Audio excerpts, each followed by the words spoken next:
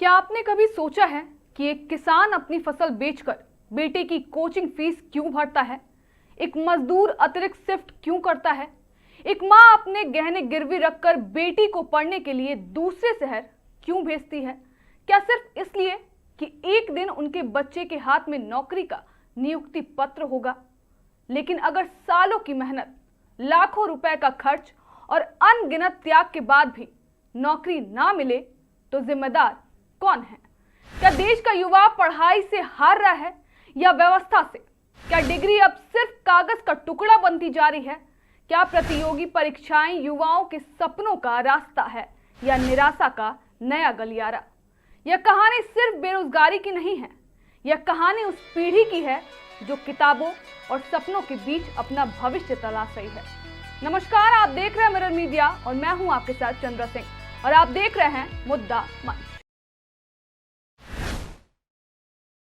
भारत दुनिया की सबसे युवा आबादी वाले देशों में शामिल है। हर साल करोड़ों युवा अपने भविष्य को बेहतर बनाने के लिए प्रतियोगी परीक्षाओं में बैठते हैं। कोई डॉक्टर बनना चाहता है, कोई इंजीनियर, कोई शिक्षक और कोई पुलिस अधिकारी, तो कोई प्रशासनिक सेवा में जाना चाहता है। सिर्फ नीट यूजी 2026 में करीब 24 लाख से ज्यादा छात्रों ने परीक्षा दी। जेईई मेंस में लाखों छात्र बैठे। एसएससी, रेलवे, बैंकिंग और विभिन्न राज्यों की भर्ती परीक्षाओं में आवेदन करने वालों की संख्या करोड़ों में पहुंच जाती है। लेकिन इन आंकड़ों के पीछे सिर्फ उम्मीदवार नहीं होते, बल्कि पूरे परिवार की उम्मीदें होती है।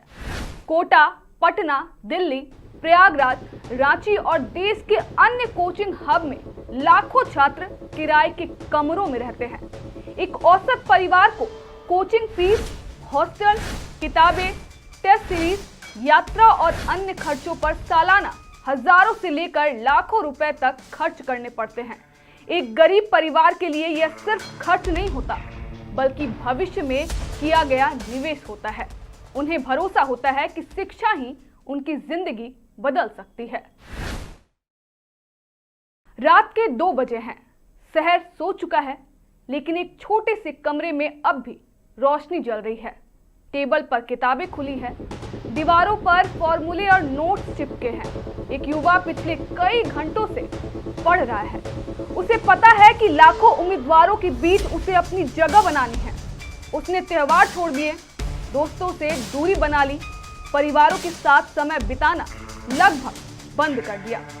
उसके लिए हर दिन एक युद्ध की तरह है। सुबह से रात तक पढ़ाई, टेस्ट रिवीजन और भविष्य की चिंता। लेकिन इन युवाओं को सबसे ज्यादा डर किसी कठिन प्रश्न से नहीं लगता। उन्हें डर लगता है कि कहीं उनकी मेहनत किसी सिस्टम की खामी की भेंट न चढ़ जाए। 3 मई 2026 को देश भर में नीट यूजी परीक्षा आयोजित हुई। करीब 23 से 24 लाख छात्रों ने डॉक्टर बनने के सपने के साथ परीक्षा दी। महीनों की तैयारी के बाद छात्रों को उम्मीद थी कि अब मेहनत का परिणाम मिलेगा। लेकिन परीक्षा के कुछ ही दिनों बाद पेपर लीक और परीक्षा की निष्पक्षता को लेकर गंभीर आरोप सामने आने लगे। सोशल मीडिया पर छात्रों ने सवाल उठाए। कई राज्यों से कथित अनियमितताओं की खबरें आई। मामला इतना बढ़ा कि केंद्र सरकार और जांच एजेंसियों को हस्तक्षेप करना पड़ा।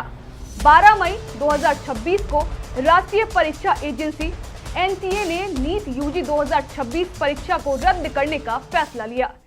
एजेंसी ने कहा कि केंद्रीय एजेंसियों और कानून प्रवर्तक संस्थाओं से मिले इनपुट के आधार पर परीक्षा की निष्पक्षता और विश्वसनीयता पर सवाल खड़े हुए हैं, इसलिए परीक्षा दोबारा कराई जाएगी।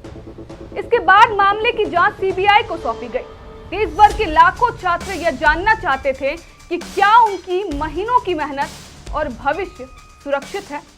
15 मई 2026 को एनटीए ने पुनः परीक्षा की घोषणा की और 21 जून 2026 को री एग्जाम कराने का फैसला लिया। छात्रों और अभिभावकों के बीच चिंता, असमंजस और भविष्य को लेकर सवाल लगातार बने रहे। इस पूरे घटनाक्रम ने एक बार फिर परीक्षा प्रणाली की पारदर्शिता, सुरक्षा और विश्वसनीयता को लेकर राष्ट्रीय बहस छेड़ दी। लाखों छात्रों के मन में यह सवाल गूंजने लगा कि आखिर उनकी मेहनत की सुरक्षा की जिम्मेदारी किसके हाथ में है। जब कोई परीक्षा विवादों में घिरता है या रद्द होती है तो नुकसान सिर्फ फीस का नहीं होता, एक छात्र का पूरा साल दांव पे लग जाता है। कई युवा उम्र सीमा के करीब पहुंच जाते हैं। कई अभ्यर्थी परिवार की जिम्मेदारियां नहीं उठा पाते क्योंकि वे लगातार तैयारी में लगे रहते हैं। कोचिंग, किराया, भोजन और अन्य खर्चों में परिवारों की जमा पूंजी खत्म हो जाती है। कुछ परिवार कर्ज में डूब जाते हैं। इसके साथ ही मानसिक दबाव भी बढ़ता है। लगातार प्रतियोगिता, असफलता का डर और भविष्य की अनिश्चितता कई युवाओं को तनाव और अवसाद की ओर धकेल देती है। यही कारण है कि आज रोजगार का मुद्दा सिर्फ आर्थिक नहीं बल्कि सामाजिक और मानसिक स्वास्थ्य का भी विषय बन चुका है। देश में हर साल लाखों छात्र graduation, post graduation, engineering, medical और अन्य प्रोफेशन कोर्स पूरे करते हैं। कागज पर शिक्षा का स्तर बढ़ रहा है, डिग्रियों की संख्या बढ़ रही है, लेकिन क्या रोजगार भी उसी रफ्तार से बढ़ रहा है? आज बड़ी संख्या में पढ़े लिखे युवा नौकरी की तलाश में हैं। कई लोग अपनी योग्यता से कम स्तर की नौकरियां करने को मजबूर हैं। कुछ प्रतियोगी परीक्षाओं की तैयारी में वर्षों लगा देते हैं। यह स्थिति एक बड़ा सवाल खड़ा करती है। अगर शिक्षा रोजगार का रास्ता है तो फिर इतने शिक्षित युवा बेरोजगार क्यों हैं? हर चुनाव में रोजगार सबसे बड़ा मुद्दा बनता है। राजनीतिक दल लाखों नौकरियां देने का वादा करते हैं, नई योजनाओं और अवसरों की बात की जाती है, लेकिन चुनाव खत्म होने के बाद भी लाखों युवा भर्ती प्रक्रिया पूरी होने का इंतजार करते रहते हैं। युवाओं का कहना है कि उनके आंकड़े नहीं, अवसर चाहिए। उन्हें घोषणाएं नहीं, नियुक्ति पत्र चाहिए। आज का युवा सिर्फ नौकरी नहीं मांग रहा, वह निष्पक्ष परीक्षा, पारदर्शी भर्ती और समयबद्ध नियुक्ति की मांग कर रहा है। देश का युवा आज भी हार नहीं माना है। आज भी लाइब्रेरी में सीटें भरी हुई है, कोचिंग संस्थाओं में भीड़ लगी हुई है। लाखों छात्र हर सुबह नए सपनों के साथ किताबें खोलते हैं, लेकिन उनके मन में एक सवाल पहले से ज्यादा मजबूत हो गया है। क्या मेहनत का सम्मान होगा? क्या ईमानदारी से तैयारी करने वाले को न्याय मिलेगा? क्या भविष्य सिर्फ वादों पर टिका रहेगा या अवसरों में बदलेगा? यह कहानी सिर्फ नौकरी की नहीं है।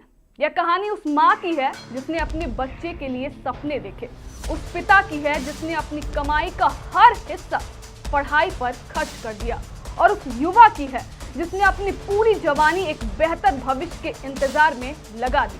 लेकिन अब सवाल सिर्फ बेरोजगारी का नहीं है, सवाल सिस्टम का है। आखिर बार बार वही गलतियां क्यों दोहराई जाती है? क्यों हर साल लाखों युवाओं को परीक्षा, भर्ती में देरी, पेपर लीक और अनिश्चितता का सामना करना पड़ता है? क्यों एक छात्र को अपनी मेहनत से ज्यादा सिस्टम की खामियों से लड़ना पड़ रहा है?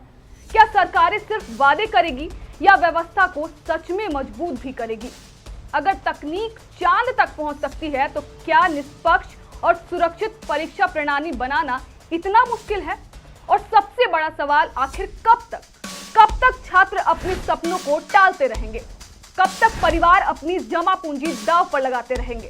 कब तक लाखों युवा नियुक्ति पत्र के इंतजार में उम्र की सीमाएं पार करते रहेंगे? और कब तक मेहनत करने वाले बच्चों को यह डर सताता रहेगा कि कहीं उनकी किस्मत किसी पेपर लीक, किसी गड़बड़ी या किसी प्रशासनिक लापरवाही की भेंट न चढ़ जाए?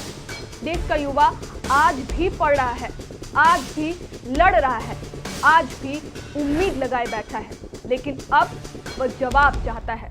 क्योंकि सवाल सिर्फ इतना नहीं है कि डिग्री हाथ में, नौकरी कहाँ। सवाल यह भी है कि आखिर यह सब हो क्यों रहा है? और उससे भी बड़ा सवाल, इस व्यवस्था को ठीक कौन करेगा? और अगर नहीं करेगा तो देश का युवा आखिर कब तक सजा भुगतता रहेगा? यही है आज का सबसे बड़ा मुद्दा और शायद देश के भविष्य का भी सबसे बड़ा सवाल। फिलहाल के लिए इतना ही। बाकी तमाम खबरों के लिए बने रहें मिरर मीडिया के साथ।